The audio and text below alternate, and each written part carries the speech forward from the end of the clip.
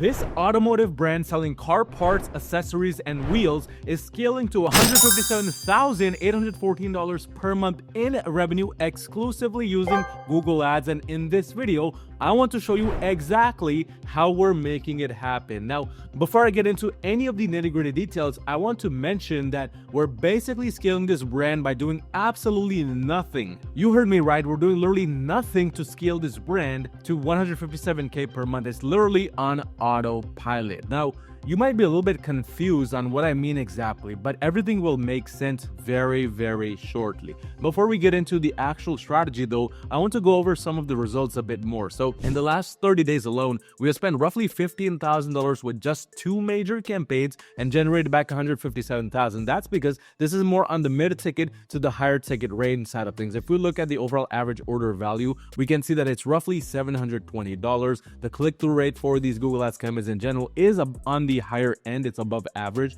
for this level of AOV, and the conversion rate is also very good. It's what happens when you follow the right approach to the landing page, to the Google Ads strategy, etc. But essentially, when we started working with this brand, and this brand is under my Google Ads agency, Euro Marketing, we can see that overall, the level of scale that this brand has achieved now, it was just not at the same level back in that time period. And that's because during that time, this brand was trying a lot of different things, trying to do this, trying to do that, without too much success. Now, overall, this brand has only launched a few different campaigns, and that's because this is just one of the major brands under a whole portfolio of brands that the brand owner runs. So this is one of the sub brands which doesn't get too much attention often. And when we started working with this brand, all we did was do a quick setup with the Google Ads campaigns directly and basically leave it as it is, because again, this is not the main focus for the brand owner. But when we first started working with this brand, there's a few things that we understood. First of all, because this is a higher AOV brand,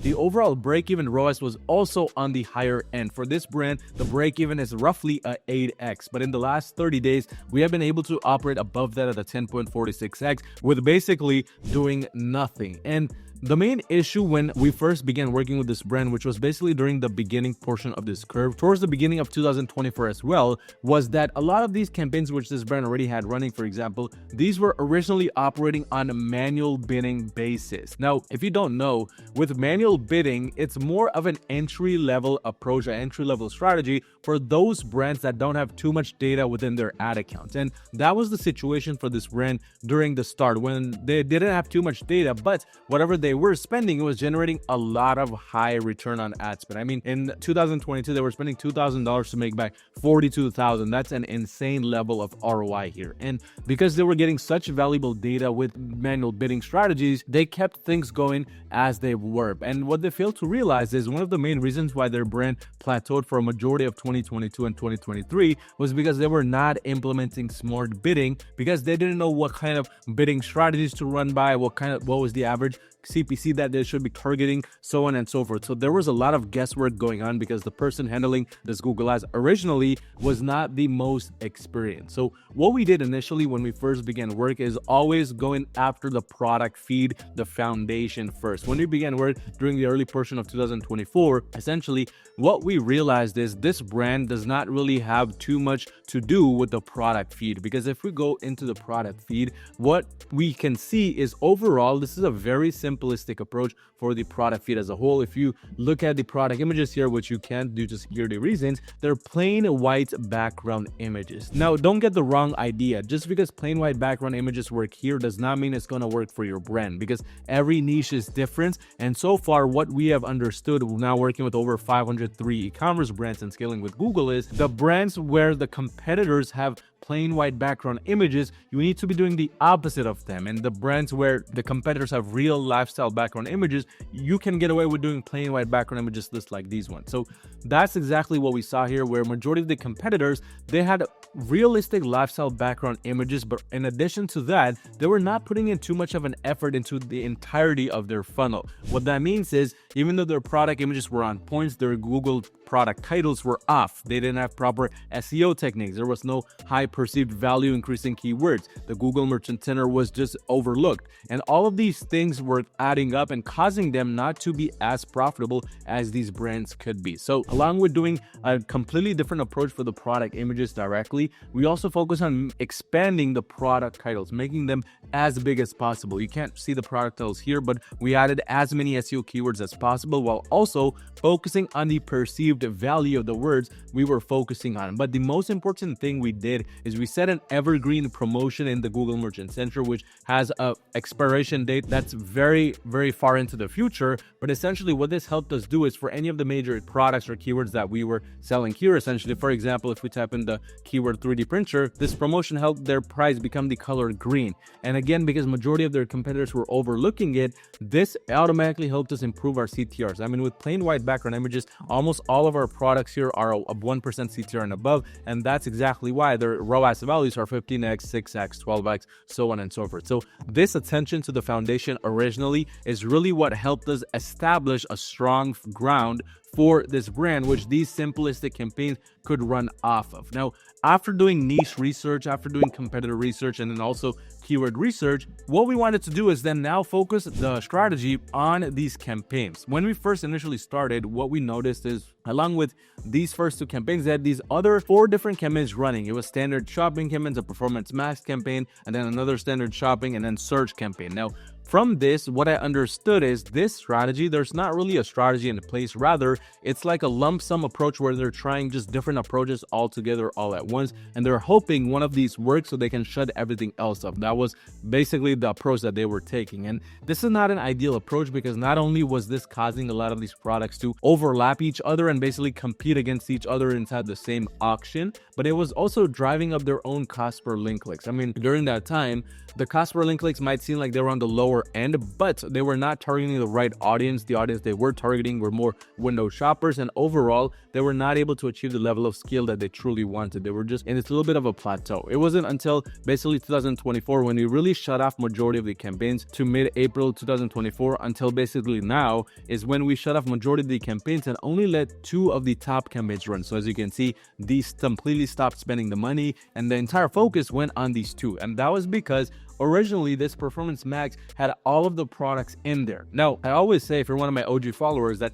segregation is key to scale. You never want to do a lump sum approach like this where you have all of the products inside of one campaign and it just goes after all of the products with the budget you have set here. But in this situation, it ended up working extremely well because number one, this was a feed only approach. There were no images, videos, etc., nor did we add any signals here to this approach. But also number two, because these products are more on the technical side, because they're in the automotive industry, what happened was essentially these products, they were able to work together because their audience is very, very similar. It's not like this brand sells 2 tens of different car models and car brands and whatnot. It was one specific sub niche and one specific car model which this brand serves. All of these products are just related to that. So this is why this approach ended up working here, and also because they only had around 1,600 different SKUs within this campaign as a whole. Essentially, that's what we did here for the campaign approach. We just simply focused on this Performance Max campaign initially and let it run with a dynamic search campaign running on the side. That was literally it. There was no other scaling strategy done here. There was no other fancy approach done here because from my own experience within this industry, because again, I work with brands in similar niches, and also from the previous data, it did not look like this brand was going to react well to other campaign types like more search campaigns or YouTube or even demand gen and whatnot. So we stuck to the foundations, which was already working, and then get expanding on top of what was already working. But if you run a brand, by the way, doing $50,000 or more per month in revenue, you need some extra help scaling to the next level with Google Ads, go onto my website at yourmarketing.com and schedule a free call with me, and let's see how we can potentially work together and make that happen. But essentially, after these campaigns started running and started becoming very profitable, we essentially had to pause work here because the brand owner wanted us to focus on some other brands that he was handling. So here, for the past 180, 360 days almost, for the past almost 1 whole year, these campaigns have been running on autopilot. And if we look at the last 90 days worth of data, this brand has generated $335,000 in revenue at a 10.08x ROAS. If we're going over to the change history, what you can see is we have not made a single change since 2024 ended. There were just very, very simple changes done here, such as people getting added to the ad accounts and just simple data segments getting changed and whatnot. But as you can see, the last changes made to the campaigns were on June 6th of 2024. Right now, it's March of 2025. It's been almost one whole year that this brand has not been really making any types of changes. Last 30 days, again, no sort of change made at all to the campaigns in any way, shape, or form, but they continue to work extremely profitably. Why is this? Why is it that some brands make changes on a weekly basis, make changes on a monthly basis? They're doing all of these things, and despite that, they're not able to scale anywhere close to these levels. It's simply because they have not focused on the foundation enough, and they have not found the right Google Ads approach, a simplistic approach that works for their brand, period. This is why I always say you want to start by optimizing the foundation first and by making changes on the foundation. Now, that's exactly what we did here, but keep in mind, that's the only changes we've been making in the back end. We have not been touching these campaigns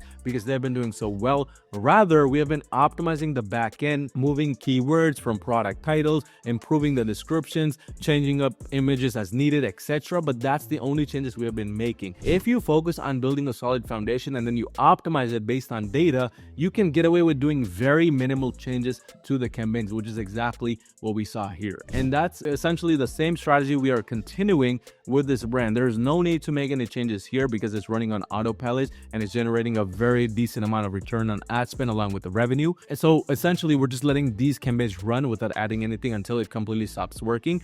But we're ensuring that doesn't happen anytime soon by optimizing the back end, by looking at the insight section to further expand the keywords, expand to bigger markets, to better markets, so on and so forth. So the simpler you can keep your ad strategy, the more it can work long term. That's one thing you need to understand. But again, if you run a brand doing $50,000 or more per month in revenue, you need some extra help scaling to the next level with Google Ads because your current approach is not working. Go on my website at yourmarketing.com, schedule a free call with me, and let's see how we can potentially work together and make that happen.